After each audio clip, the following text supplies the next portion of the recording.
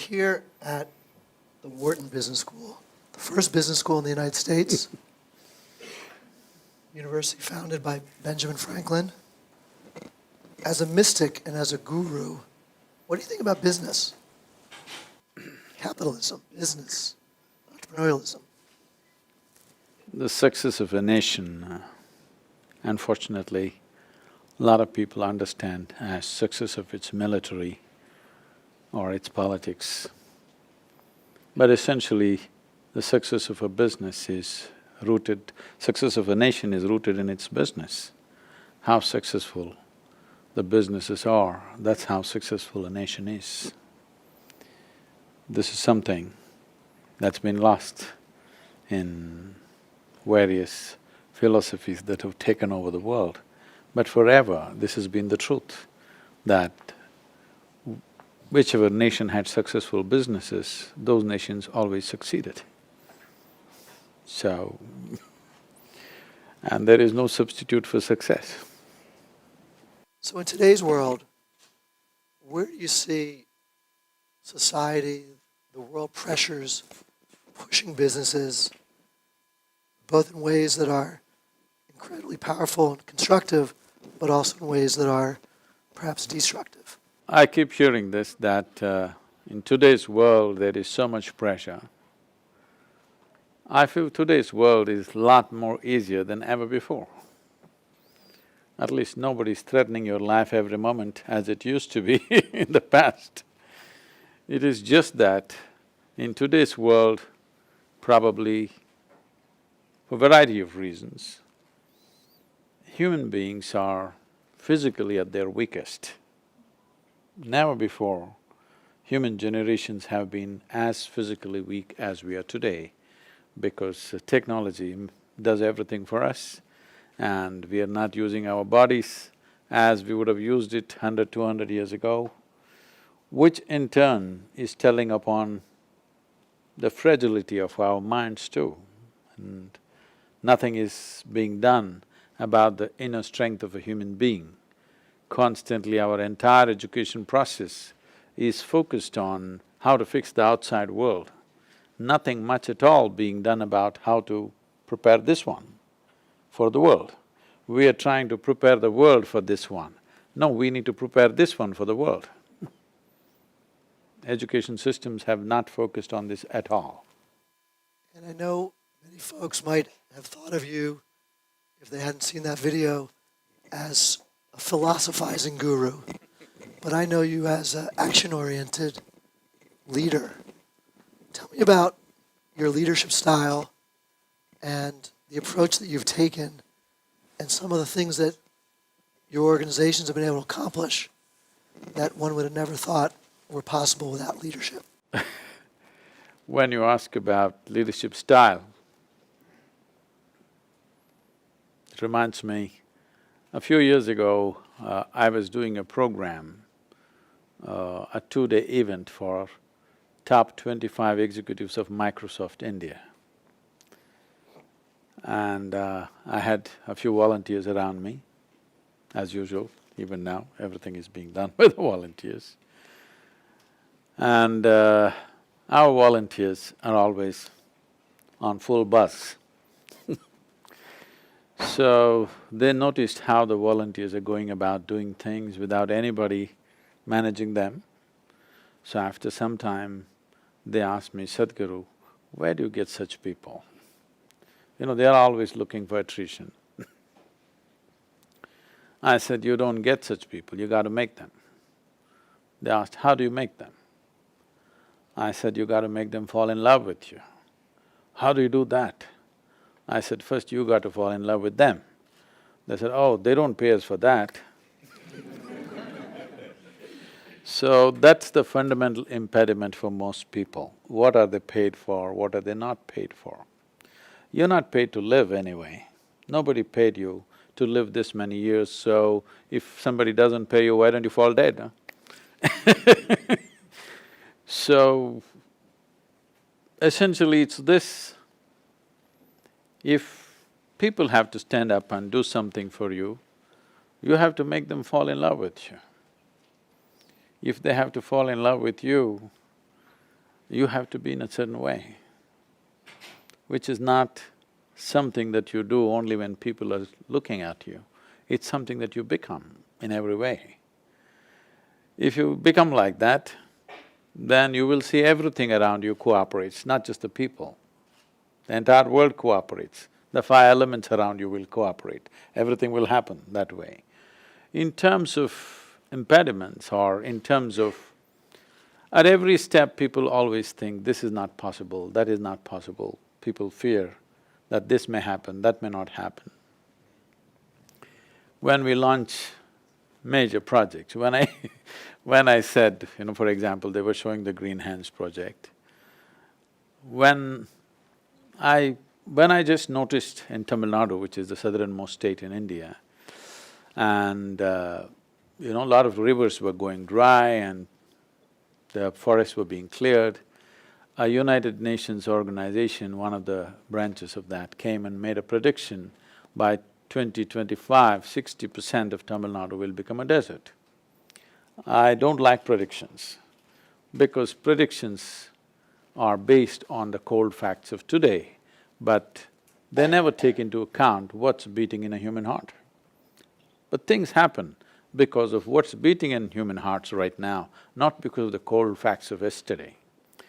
So, when I saw this, I just said, we can reverse this, what's the problem? Then we made a simple barefoot calculation, and I said, if we plant 114 million trees in 8 to 10 years, in about 15 to 20 years, we'll have 33% green cover in the state. And I said, let's do this. People thought I was crazy. So our people said, Sadhguru, how is this possible? 114 million trees, do you know what that is?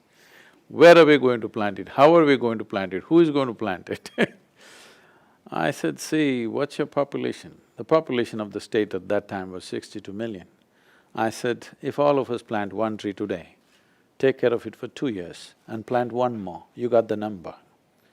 It is just that we never think in these terms, we always think what is possible, what is not possible. What is possible and what is not possible is not our business, that's nature's business. Our business is to see what is it that we want to do, what is the result we want.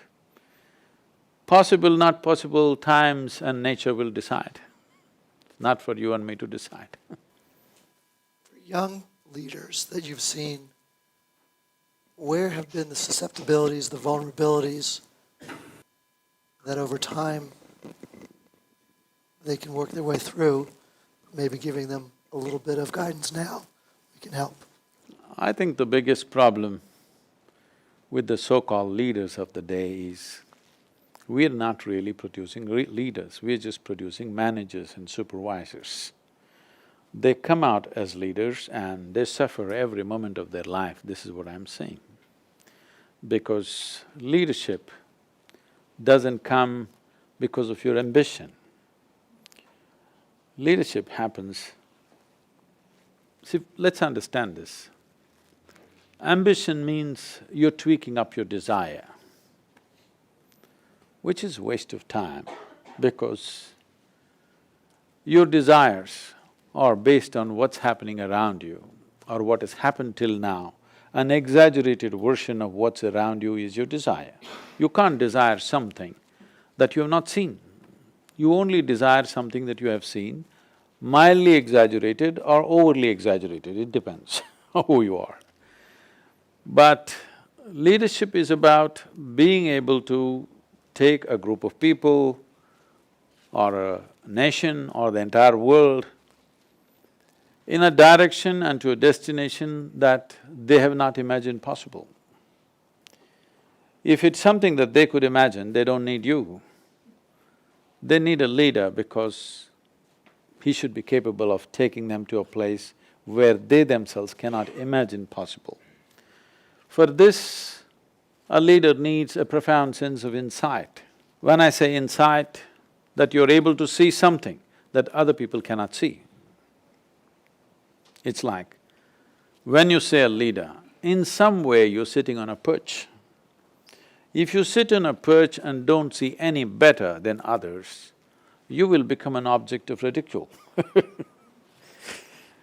When you sit up there, you must be able to see better than others. Only if you're seeing better than others, you're a natural leader. Otherwise, you're a force leader. When you're a force leader, everybody suffers you and you suffer them in turn, and it's an endless process of misery. So, the fundamental thing that's missing is insight. When I say insight, people are interested in doing things, but they're not interested in working upon themselves.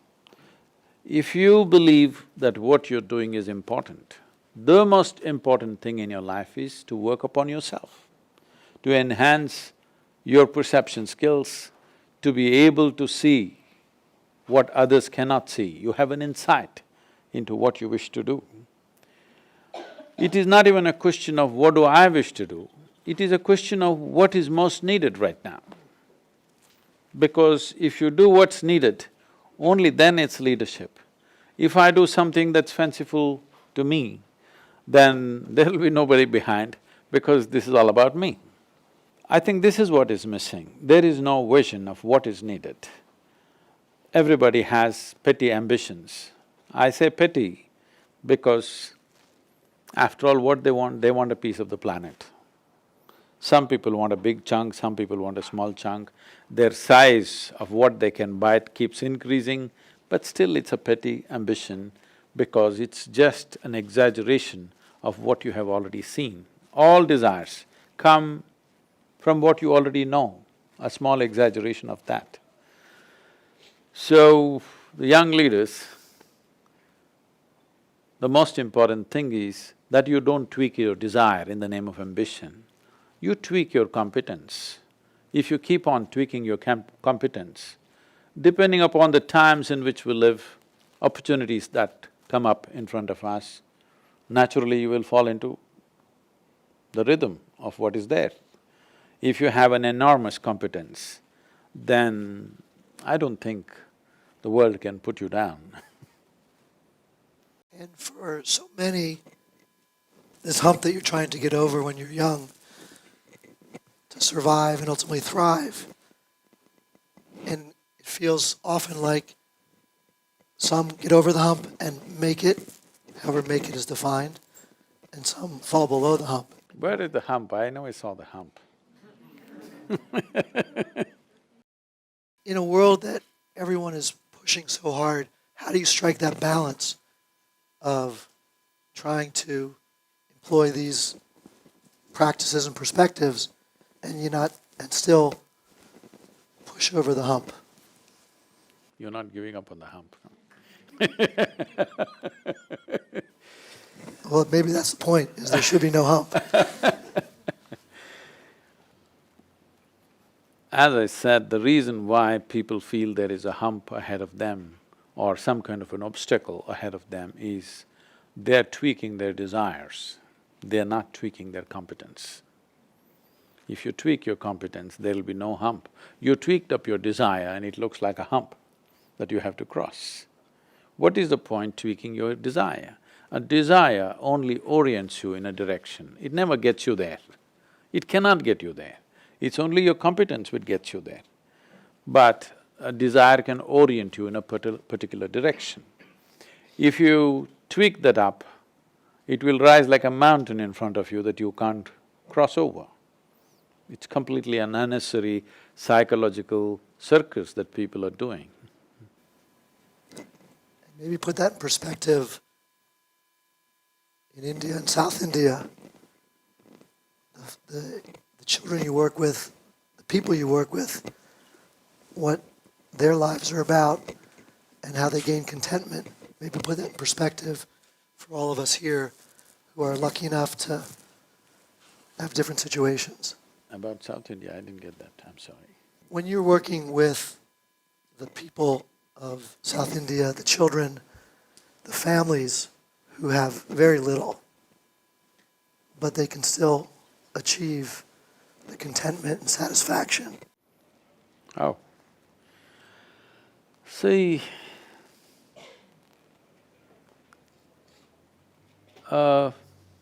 contentment is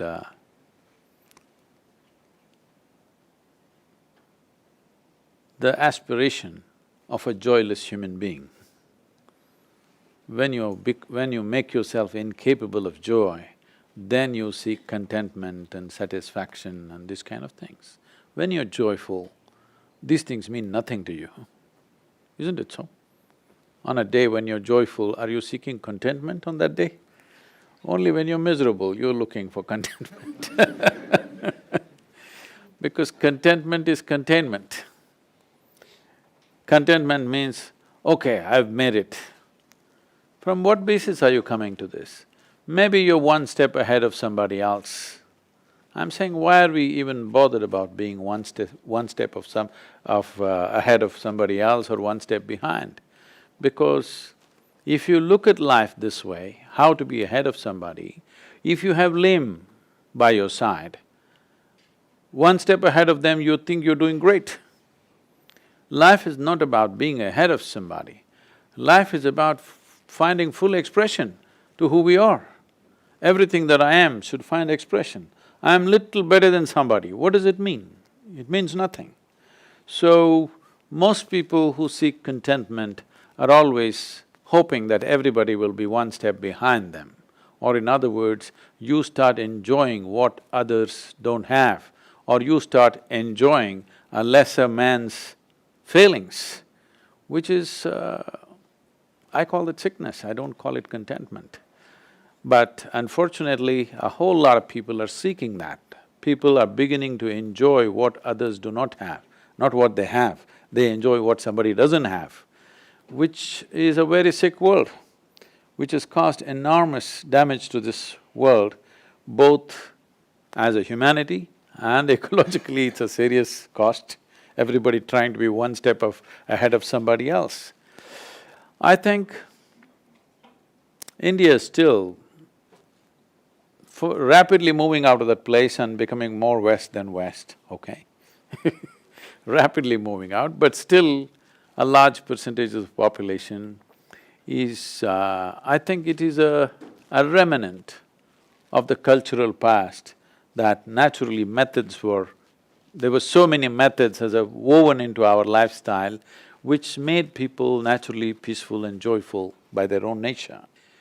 So instead of seeking contentment, or as it's written in the constitution of this country, in pursuit of your happiness, happiness cannot be pursued because it's not hanging out somewhere. It is something that may happen within you if you create a conducive atmosphere for yourself. Nobody experienced happiness out there, or nobody experienced misery out there. Joy or misery happens within us. Pain and pleasure happens within us. Even light and darkness is happening within us. Everything that you ever know happens only within you. Even right now, you sit there and you think you're looking at me, but actually light is falling upon me, reflecting, inverted image in the retina and da-da-da, you know the whole story, all right? So what you see is within you, what you hear is within you, whatever has ever happened to you has happened only within you. So, if you are joyful by your own nature, your life will become an expression of joy. Then everything happens in a certain way, then you will not look for contentment or satisfaction. By the time you satisfy all these human beings, I think the entire solar system will be finished, not just the planet. Because the living earth statistics tells us today that if we have to provide for the entire 7.3 billion population on the planet what an average American person has, it takes 4.5 planets. But there aren't any 4.5, only half we have. Half a planet is what we have, there is no 4.5 planets.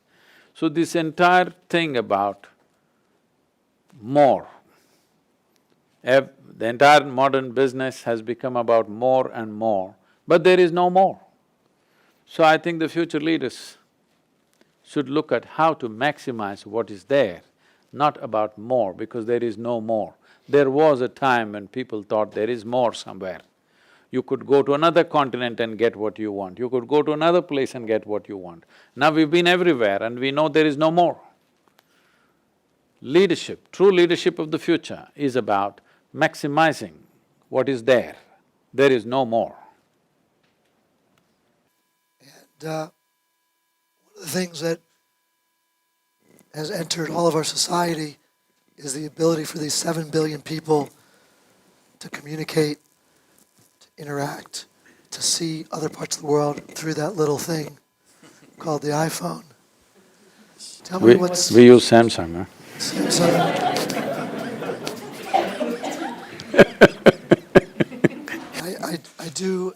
I do worry that we're all living our lives through our iPhones and our Samsung Galaxies as opposed to more fundamentally.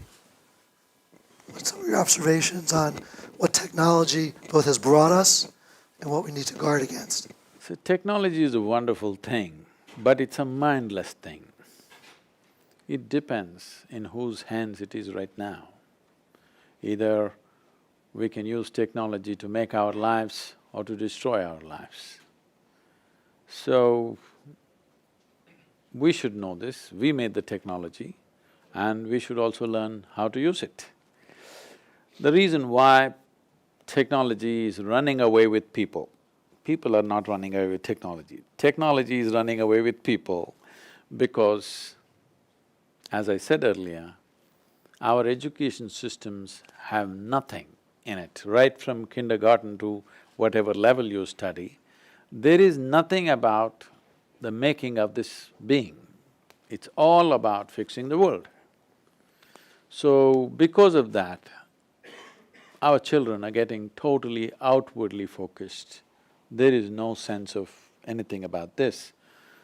As you said, 25 to 50, when they start getting older and when their joints creak and they know they're mortal, that is when they're coming to little bit of sense. But I think sense would be very useful early in our life, not later. What do you think? We could do well with sense when we're young. Right now, we've come to a conclusion, youth means stupid, old age means wisdom. No, youth must become wise. Then only there is a future for this world. And what's some of the things that the youth can do to look inside, to understand this one? See, when we say turn inward, in the Western context, people always think in terms of contemplation. Contemplation is not inward, it is just, it's an intellectual circus because you contemplate only what you already have. Whatever thought process we have is only coming from a limited data that we have gathered. And that limited data we have gathered through what we call as the 5 sense organs, by seeing, hearing, smelling, tasting and touching. This is the way all the information has gone in. And this information is not reliable because, well, there are many ways to put this. If I touch this glass, it feels cool to me. Not because I know how it is, simply because in comparison with my body temperature, it feels cool to me. If my body temperature really drops and then I touch it, this would feel warm to me. Or in other words, you know everything only by comparison. What you know by comparison is not knowing, it's a distortion of reality. Like for example, you're 6 feet tall. Now you walk like a tall man, you think like a tall man, you feel like a tall man, you are a tall man. You went to another society where everybody is 8 feet tall. Suddenly you walk like a short man, think like a short man, feel like a short man and you're a short man. So what you know by comparison is not really knowing as such. You can go even more fundamental. Well, you have owls in Pennsylvania? In Philadelphia rather? What? Owl, the bird? The bird owl, sure. Yeah. If you and an owl sit together and start an argument as to which is light and which is darkness, where would you go? Endless argument. I'm asking who is right, you or the owl? I said youth should be wiser, you must tell me. Who is right? Both? I can't say this in a university, but usually both is said by people who are serving in the diplomatic corps or those who have a successful marriage. Both, otherwise they won't survive. But the fact of the matter is, either both of us could be wrong or one of us could be wrong, both of us cannot be right. It is just that our sense organs have been opened up as it is necessary for our survival and nothing more than that. So turning inward needs more than sense perception. As I said, I repeat once again, unfortunately, because this is one thing that bothers me, unfortunately, in the entire scheme of education, there is not a thing about how to turn inward. It's all about reading information from the book and thinking we know it. With this kind of knowledge, well, it's the educated people on the planet who destroyed this planet, isn't it? The uneducated doesn't cause so much damage. Ever since this education prevailed, since then, we have destroyed the planet like never before. We do patchy work, we'll drive a Tesla, all right, but And I know that you sit often with, don't want to sound morbid here, but with folks on their deathbed, and you learn a lot from that. hey, you're accusing me of things now. What are some of the lessons that you've learned that we could all take away? Mortality is the most obvious thing in our life. We don't know whether you're going to get a university degree or not. We don't know whether you're going to be the richest man on the planet or not. But we know one thing, you're gonna die, okay? That much we know. But it's amazing that more than 85% of the people have no idea that they will die till their very last few days come. It's quite ridiculous, but that's a reality. And you will be surprised that I would say over 85% of the people, the last moments, they look bewildered. They're not fearful, they're not in pain, they look bewildered because they never even started their life yet. All that's happened in their life is their thought and emotion. Your thought and emotion is just a psychological drama that you're going through. No experience of life has really happened. Very few moments they've touched life. Rest of the time, they're just busy with their own thoughts and their own emotions. Your thoughts and emotions mean nothing, actually. But right now, it is larger than the cosmos. Yes? Today, everything is going perfect in the cosmos. No accidents, no galaxies clashed, no star wars happened, all right? Everything is going great. But one nasty little thought in your head, it's a bad day.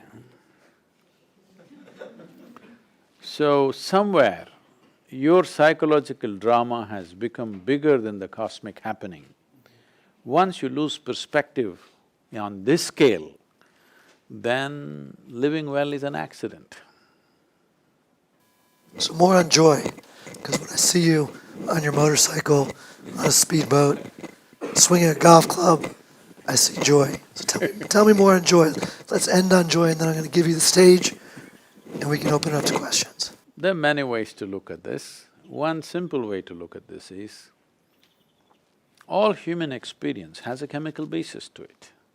What you call as peace is a certain kind of chemistry, what you call as joy is another kind of chemistry, what is bliss is another kind of chemistry, ecstasy is one kind of chemistry, agony is another, misery is another, anxiety is another, stress is another, whatever.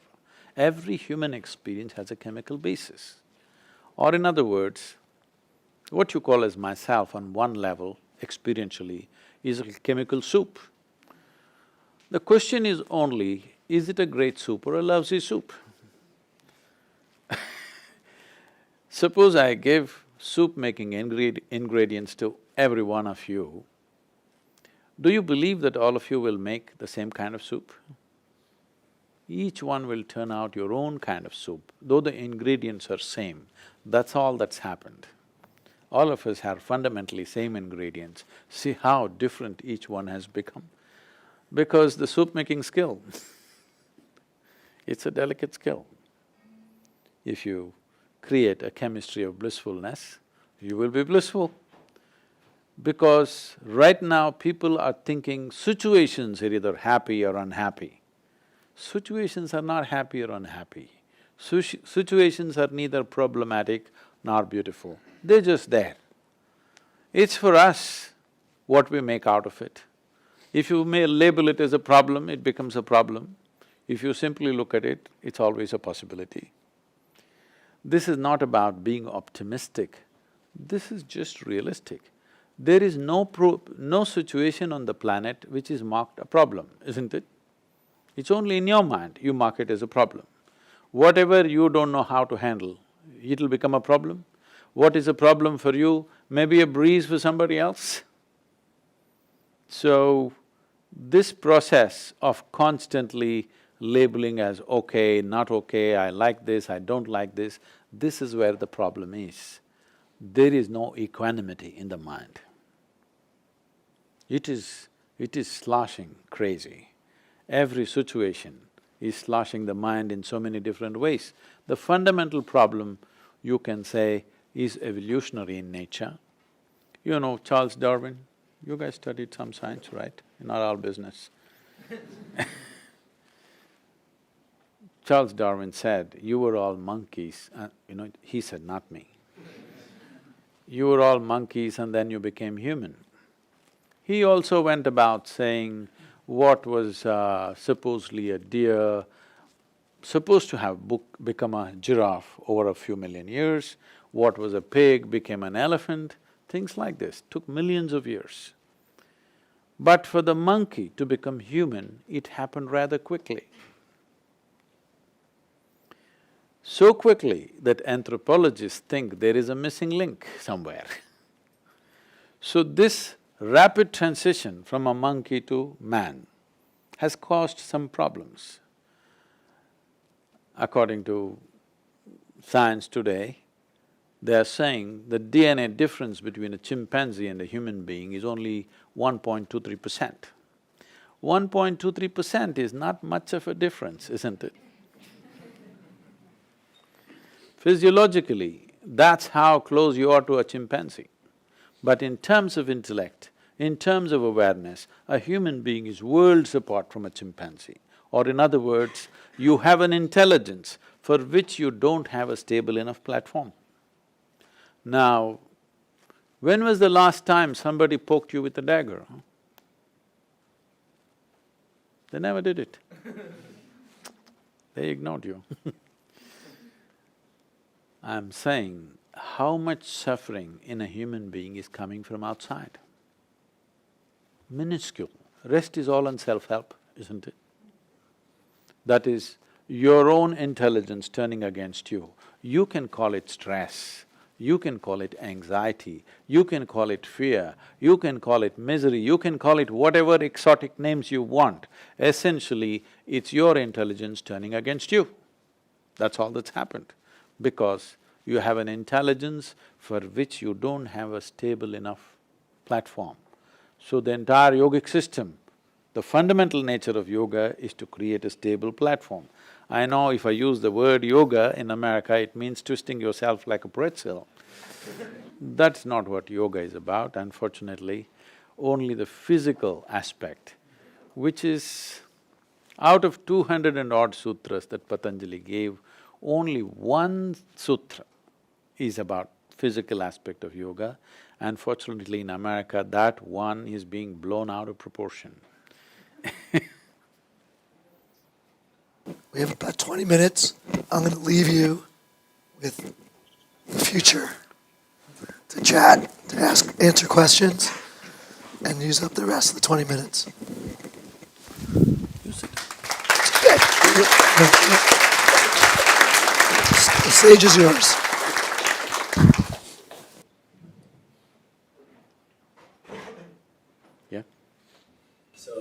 getting a formal education like we get it here have any value to the internal well-being?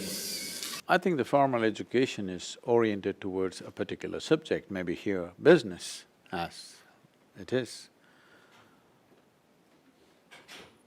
You could use everything for your inner well-being, but the fundamental orientation has not been done, I would say, right from primary education. The society itself is not oriented that way.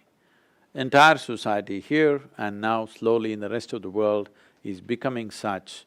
Well-being means, what are the 10 things I must have in my life? People have those 10 things and you still see them miserable. You see people driving their dream machines. You just stop the traffic for 5 minutes, people will be fretting in their dream machines. They're not happy that they can spend extra 5 minutes in their dream machine they're just fretting they're on the edge of bursting at each other. This is not because of situations. Situations are better than ever before. I want you to understand, as young people, as a generation of people, never before in the history of humanity have we known these kind of comforts and conveniences as you people are enjoying right now. Never before, yes? But never before humanity has complained as it's complaining today. We are becoming such a whining generation of people though everything has become easy, we don't have to physically work for anything for that matter, yes? Everything comes, if you turn on a switch, everything comes. I want you to look back 200 years ago, if you wanted water, you had to carry something and come. If you wanted food, you had to go out and get it. Now everything comes, you just have to order it on your phone. In spite of that, we're complaining. No, the future generations, the young people here, you should see that we are having physically the best possible life that human beings ever had. Now, making it good for ourselves and everybody around us should be our commitment, experientially good. That will not happen unless we turn inward and we know how to manage this one. Above all, those of you wanting to become leaders, you must understand, being a leader means in some way you have to manage 1,000 or 10,000 minds. If you cannot manage your own mind, how will you manage 10,000 minds? It'll be a disaster. Do you think some professions are more meaningful than others? And if we are like in finance or art, should we eventually evolve into helping others or doing?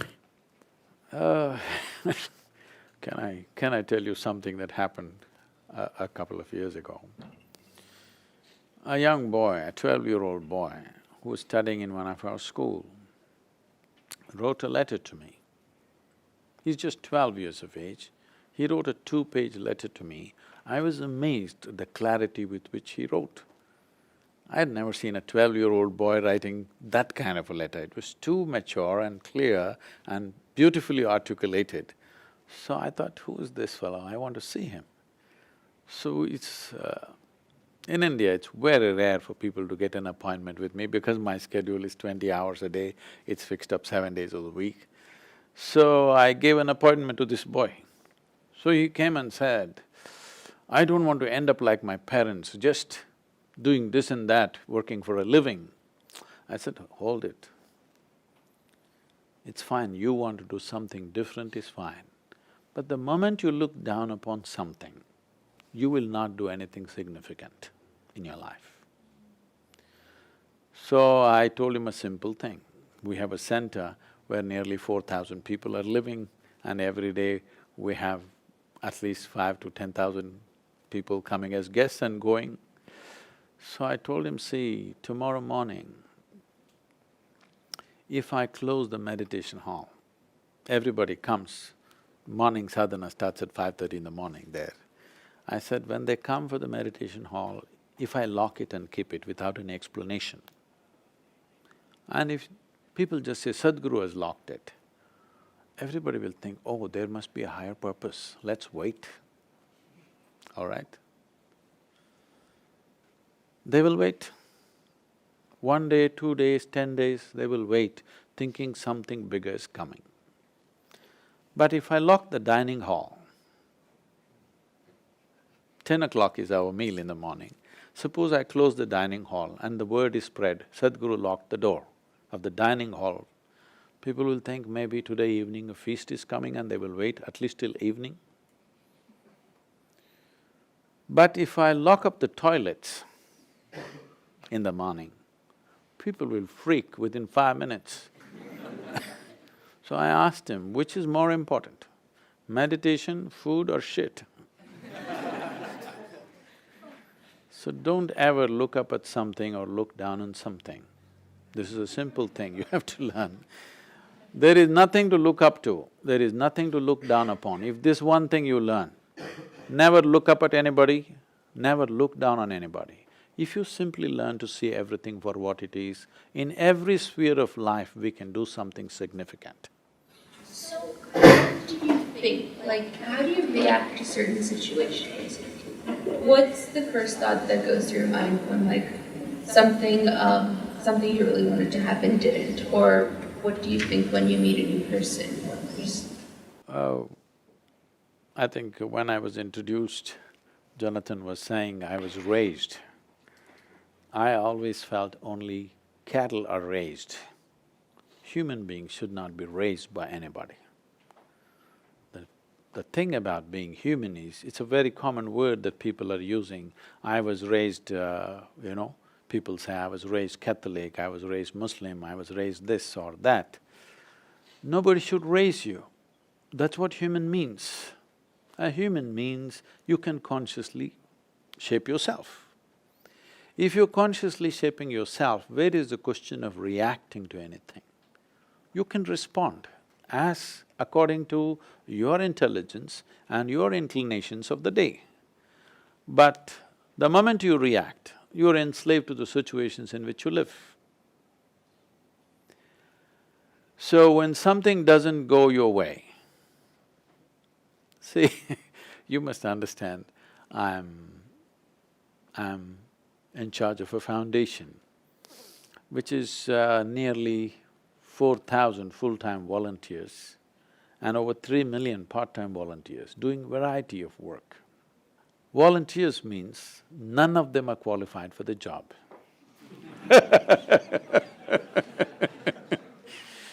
There is enthusiasm, but there is no qualification. And you can't fire them because they're volunteers. And at any moment, without a warning, without notice, they may drop the job that they're doing and walk away. In spite of that, I must tell you, as we sit here today, there are a few hundred programs, inner engineering programs going on in the world. In the last 34 years, not a single program has been abandoned, left unfinished. That's a lot of management, isn't it? Because the entire process is about keeping people in an inspired state that they will hold what they're doing more important than their life and make it happen. Does it mean to say everything is happening the way I want it? No. If at all, if anybody has to go crazy on this planet, it's me. Because there are too many things. People keep telling me, Sadhguru, you're starting this one more project. If it doesn't happen, what to do? If something does not happen, or if nothing happens, if everything that I'm doing fails tomorrow morning, I will still live blissfully and die blissfully. So this is one thing that you must ascertain within yourself. Your way of being is not determined by what is happening around you. What happens within you must be determined by you.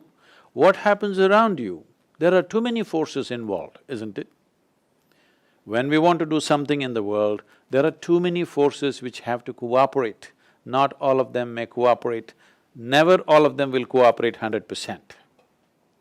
Nobody around you will happen 100% your way. You're still a young girl. I'm telling you, if you have large expectations of people, no one, not one single person in your life will happen 100% your way. 51% if they happen your way, you have controlling stake on the whole situation. But this one person must happen your way, isn't it? 100%. If this person is happening your way, how do you keep that person? Blissful or miserable? That's all. You keep this blissful, then in every situation you'll do your best, and that's all you can do. Just because you freak and fret, nothing happens better. So what is the first thought? The thing about me is, most of the time I don't have a single thought on my mind. I'm just empty-headed. Just to make it look substantial, I wear a turban. I don't have a single thought on my mind most of the time. When I want to think, I sit down and think. But otherwise, I don't have thoughts flying in my mind. This is a simple thing you have to do. The moment you're not identified with anything that you're not, when I say anything that you're not, right now, the water in this glass, is this you? If you drink it, will it become you? No? If you drink this, will it become you or not? How did you get this body, Were you born like this? Your normal birth or no? No, a few people fell from heaven, that's why I'm asking you. If your normal birth, you were only this much, now you became this much, how? Just the food that you've eaten and the water that you consumed, isn't it? So if you drink this, it becomes you? Yes, but no. Yes, because it definitely helps. How is it yes but no? Yes, because it definitely helps in keeping me alive and making me who I am. No, not that. What is the content of your body? Do you know 2/3 of your body is just water? Yes, but it's not necessarily that water. Where did it come from then? I mean, you drink water every day. Yes. And Yes. so, and also you go to the restroom every day, so the water, that water isn't going to be part of… Some part of the water is retained and that's what is you, right now? So I'm asking, okay, 1/3 of this water becomes you, all right? I didn't know you were trying to be that specific. The food that you eat and the water that you drink has become you, isn't it? So what has happened right now is, what you accumulate has become you. You tell me, what you accumulate can be yours, but can never ever be you, isn't it? Right now, as I speak, if I pick up this and say, this is my glass, you will think Sadhguru's got some problem. But everybody says he's wise, let's listen some more. After some time I say, this is me, then you'll say, let's go. Yes or no? Because this is a clear case of insanity. The moment you believe something that is not you as yourself, even medically you qualify. Yes. But that's what has happened. The food appears on your plate, you say, this is my food, then you eat it and then you say, this is me. This is the heap of food that we have gathered has become you. The heap of information that you gathered has become you. The moment you identify with something that's not you, then your mind is ceaseless activity. Ceaseless activity does not mean intelligence. Ceaseless activity or uncontrolled activity means madness. Only satisfaction or only little bit of relief that you may have is everybody around you is in the same state. This mind is truly useful, this hand is useful only because it takes instructions from me. If I want it to go, it goes, if I want it to stop, it stops. The same is true with the mind, isn't it? I'm asking, does it take instructions from you? If it took instructions from you, I'm sure you would choose to keep yourself blissful every moment of your life. Whatever your intentions may be for the neighbor, but for yourself, it's very clear, you want highest level of pleasantness, yes? If you had a choice between blissfulness and stressfulness, what would you choose for yourself? You must make a choice, I'll bless you. What would you choose for yourself? Pleasantness, isn't it? When we say pleasantness, it's just this. If the body becomes pleasant, we call this health. Becomes very pleasant, we call it pleasure. If the mind becomes pleasant, we call it peace. Becomes very pleasant, we call it joy. If our emotions become pleasant, we call it love. If it becomes very pleasant, we call it compassion. If our very life energies become pleasant, we call it blissfulness. Becomes very pleasant, we call it ecstasy. If your surroundings become pleasant, we call it success. Only for success, you need the cooperation of various forces around you. For the remaining four, the first four levels of pleasantness of body, mind, emotion and energy is just you. If you take charge of this will be pleasant. Outside, well, it's a question of skill. Not everybody can create external pleasantness because you will have to harness many forces. Yes, please. So as we're pursuing our careers and we're trying to use what we're learning here and having this business mindset, but trying to integrate this like heart of the yogi, I guess, that you're advocating for, what are some things that we can do on a daily basis, whether it's thoughts or practices, while we're working to further achieve this mindset? I don't like the word mindset. A mind that is set is not good. You shouldn't have any mindset. See,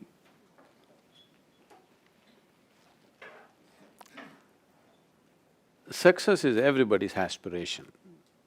Success does not mean that only something big I'm aspiring for, I want it to happen. No, with every single action, you want success, isn't it? Yes or no? It's not just one big thing that is success. Every little thing that you do, because the very purpose of action is success. When you do something, you want it to be successful, isn't it? Yes or no? If you want to throw your cap on your head, if it doesn't fall, you don't like it, isn't it? You want it to stick to your head. It's that important, success I'm saying. Even the simplest thing, you want even the simplest act to be successful. So, if you have a mindset, then you will deny yourself of that because success will not come because of any mindset. Success comes because you're able to see things just the way they are. For this, instead of having a mindset, if you work upon your mind to see that it is like a plain mirror, right now, depending upon your identifications, whatever you identified with, accordingly it has bumps on it. A bumpy mirror, you know how it shows things to you. That's all that's happening right now. You have mindsets. If this becomes a clear, plain mirror, it should show you just the way it is. Only then you can find your way successfully through the world. How far you go depends on you, your competence, your inclination, how far you're willing to go. Not everybody is willing to go all the way in any field of life. There are some people who want to go all the way. Some people are happy going that far. It's individual choices. There is no necessity everybody should go full throttle all the time. It is something each individual decides for himself or herself. So please. Mindset may be different from a set mind.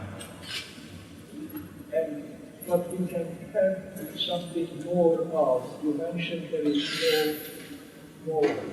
There is no?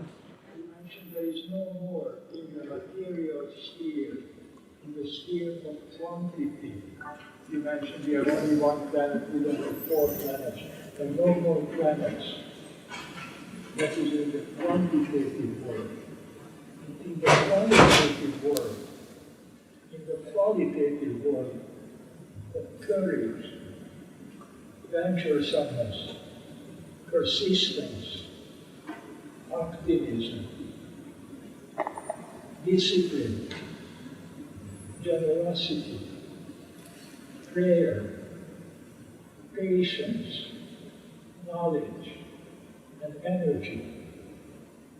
There is a lot more in the domain that involves the quality, getting closer in a disciplined, set way to the quality of mind that you have already acquired. To you there is no more because you have the most. But much learning to consider the inner domain, the qualitative way of arriving to the quality that we have achieved. There is more.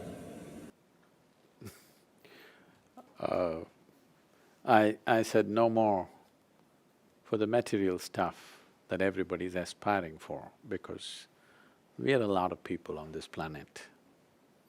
Our present way of structuring our economies, the way we are driving the economic engine on the planet, this is a style and a mode which people formulated or structured when there was an imperialist way of looking at things.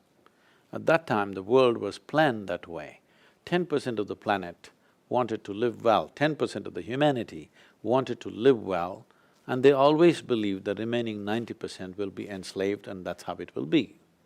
But that world has changed. Today, across the planet, every human being is aspiring to live better than the way they are, and nobody can contain them anymore. You can put impediments in their way, wars and situations can be created, but you can never contain them anymore. That world is gone. So the way we are looking at success, if our idea of success doesn't go through a dimensional change, then we will understand that we will cause many disasters on the way. About the mind, when we say the word mind in English language, it is not specific, it is generally for the entire scape of things. In yogic terminology, we have 16 parts to the mind. To make it simple, I will make it four segments. These four are referred to as buddhi, manas, ahankara and chitta. What this means is intellect, the next one is mind, next one is identity, and the next one is chitta, for which I don't think there's an appropriate English word. Let me explain what these are. Intellect is the knife in the front. Whatever you give to your intellect, it will cut it open and see. The way of the intellect is to dissect everything. Well, instead of being in a business school, if you were in a science school, you would be dissecting frogs, you would be dissecting so many things and open it up and see the frog's heart beating, and you were very excited how it is beating. Believe me, the frog was never excited about this. Never been. But you will see science students very excited how the frog's heart is beating and what all they learned from that. A frog doesn't think much about such studies. If I want to really know you well, you think I should dissect you? I'm saying dissection may give you a material understanding of a few things, but it will not allow you to know life in any sense, isn't it? You can't know somebody by dissection. Well, today, people know human body through dissection or at least opening the dead bodies. That's different, but you still don't know nothing about life. That is why we call it medicine, not health, because today you must know the food industry on the planet is something like $7.6 trillion. The pharmaceutical industry is $7.2 trillion right now. They say by the end of 2017, it will overtake the food industry. That means people are taking more medicine than the food that they eat on this planet. That says everything about our health situations. This says everything about our mindset about the world that we live in. and our mindset about our own lives, which has led to this kind of situation that we are eating more medicine than food. So, intellect is a dissecting tool. Whatever you give it, it'll dissect and look. It is useful to handle material aspects of life. Manas means it's a silo of memory. When I say silo of memory, memory means people think what they remember consciously. You definitely don't remember how your great-great-great-great-great-grandfather or grandmother looked like, but his or her nose is sitting on your face right now. Your body remembers, I'm saying. Your body remembers how your forefathers looked 1,000,000 years ago. No confusion about that, isn't it? You can't remember all this in your mind. The volume of memory that a single molecule of DNA carries is many fold more than your entire brain carries right now. So there is a huge silo of memory, evolutionary memory, genetic memory, and there is karmic memory and there is conscious memory. Put together, it is huge volume of memory. Your intellect, knowingly or unknowingly, consciously or unconsciously, is guided by this memory. What type of memory that is there is what is playing out in the form of your intellect. Why one person thinks one way, another person thinks another way, one person acts this way, another person acts the other way, is simply because of the nature of memory that is there in the form of evolutionary memory, genetic memory, karmic memory and the conscious memory that we've gathered. And most of the memory that you have is unconscious in nature. As you sit here, all the five senses are gathering memory right now. In wakefulness and sleep, it is gathering memory. It is just that not even a minuscule of that you're conscious, most of it is unconscious. If you walk from here to here, there may be 25 different types of smells, but only if something is acutely pleasant or acutely unpleasant, you will consciously notice it. But all of these things are recorded in one's memory. There are many experiments to prove today as to how this recording is there, and in deep states of hypnosis, these memories can be brought out. This is something that has been studied in recent times. But the memory, the enormous silo of memory is determining how your knife of intellect is directed, either towards somebody or yourself. All suffering is just that knife is directed towards ourselves. The third dimension of the mind is called ahankara, which means identity. What you're identified with, that is what your intellect tries to protect. If you say, I'm an American, it protects that. If you say, I'm an Indian, it protects that. If you say, I'm a man, it protects that. If you say, I'm a woman, it protects that. Like this, we have taken multiple identities. It tries to protect that all the time and it functions within the limitations of that identity. The fourth layer of intelligence is the most important aspect. This is an intelligence which is unsullied by memory. There is no iota of memory in this intelligence. This is the intelligence which is the basis of our existence. That is, if you as much as you eat a fruit, this fruit becomes a human being in a matter of few hours. This is that intelligence which transforms everything into this, based on the silo of memory we carry, but the intelligence itself is untouched by memory. If you find access to this intelligence, every human being may touch this intelligence at certain moments of their life, accidentally or because of situational support. But if you consciously learn to access this dimension of intelligence, in yogic parlance, in a very mischievous way, they say, if you touch your chitta, if you can access your chitta, they say God becomes your slave, he is no more a god. Because anything that you wish to manifest simply happens out of you. There is no fear or favor about life anymore. So, there are four dimensions. Mind does not mean just thought process. Thought process is coming from the surface of our minds, which is called intellect, or the logical dimension of our mind. It is useful to do only certain things. If you try to conduct your whole life with your logic, you will see, you will freak. This is what is happening today. To eat the food, simple thing, people have been eating forever, but today's generation of people, if they have to eat something, they have to read that micro print behind the package which says 0.01% of magnesium, so much of iron, this, another 48 ingredients. By the time you read this, you lost your appetite anyway. If you put some food in front of your dog, one sniff and he knows whether to eat it or not. I'm saying human neurological system is far more evolved than any other creature on this planet. Yes? Do you agree with me?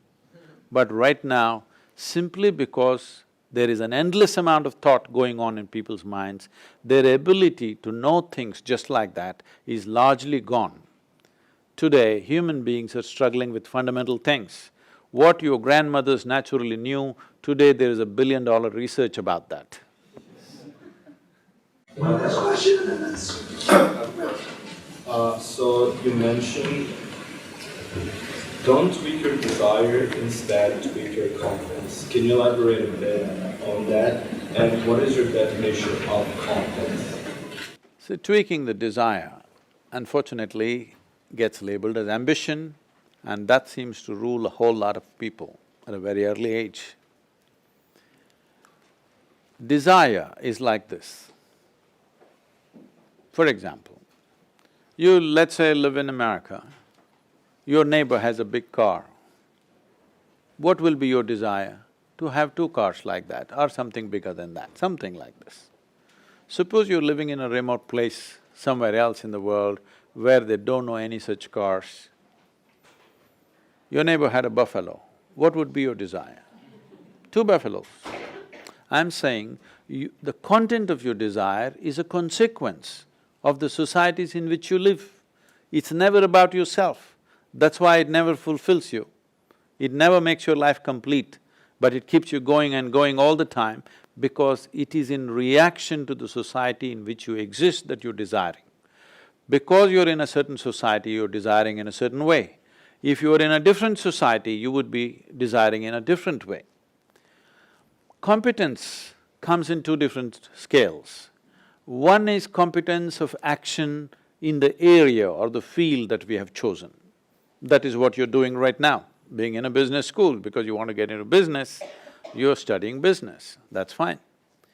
But the other competence is about life. It doesn't matter whether you do business or law or medicine or whatever, still you need to have competence of life, because that is the fundamental thing you're doing here. You're not going… your business is not going to be the fundamental aspect of your life. Life is the fundamental, business is one component of that. But life competencies are not taught. By the time one learns, like Jonathan was showing, by the time one begins to figure things, they're 50.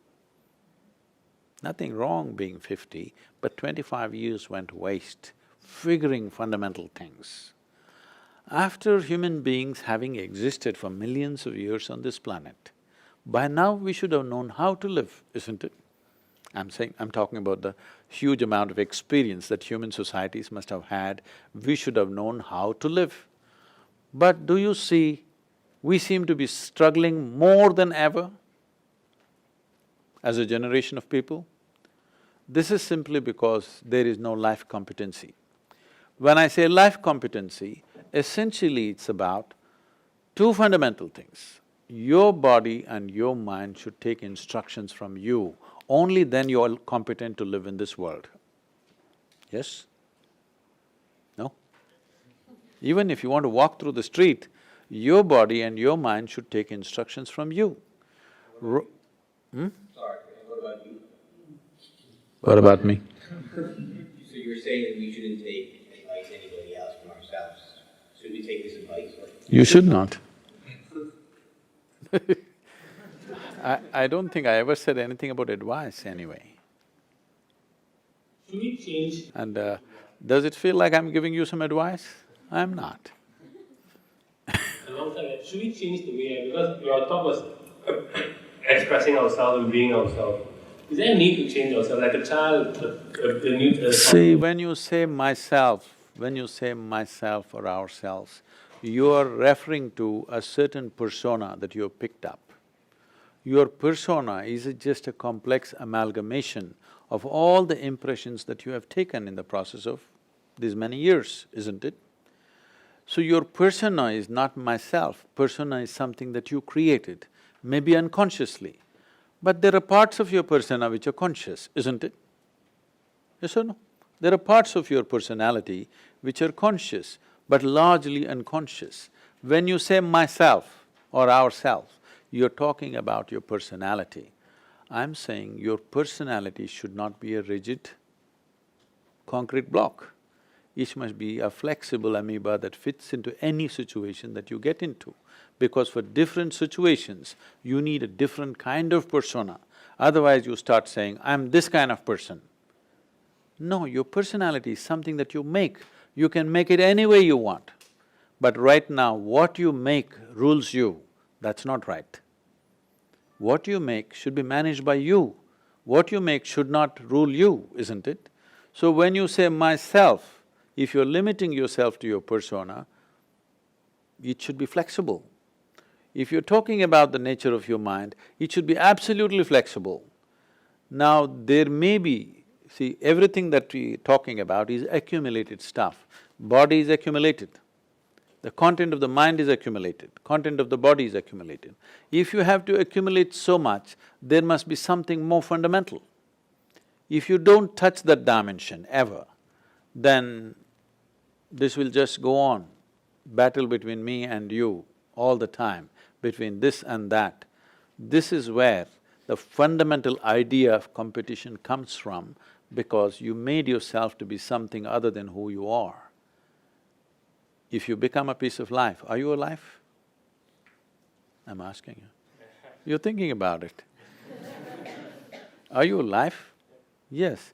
If you throb here as life, everything that you need to know about life, you naturally know. You don't have to have a PhD on life. This is life. This is life. But right now, you're not alive. You become a bundle of thoughts, emotions, ideas, opinions and prejudices. If you pierce beyond that, there is something more fundamental than all these things, which is life itself. If everybody was in touch with this, they would be utterly, absolutely flexible, because life is flexible. Do you see it this way? When you were… at some point you were just 3 feet tall, right? Yes? At that time, did you fit properly into this body? Or tight-fitting, I'm asking? You did fit properly, right? Now are you loose-fitting?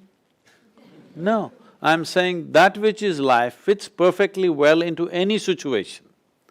But that which is your mind, that which is your persona, because it's become like a concrete block, it doesn't fit. So, your mind and your personality should serve the life within you, but right now it's the other way round. The life within you is being forced to serve your mind and your persona.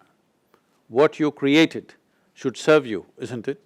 But you're serving what you created. Your thoughts and emotions are ruling you. After all, it's your thought. You can have it whichever way you want. It's your emotion. You can make it whichever way you want. If you were consciously doing this, I'm sure you would make it highest level of pleasantness for you. And if you were in a highest level of pleasantness, you would be wonderful to everybody around you. Isn't that true with you? If I meet you when you're very joyful, are you not a wonderful person? You are. If I meet you when you're angry, unhappy, frustrated, you could be nasty. Joy is the ultimate insurance for creating a wonderful humanity. We have focused too much on creating good people, which is a serious mistake. We need joyful and sensible human beings.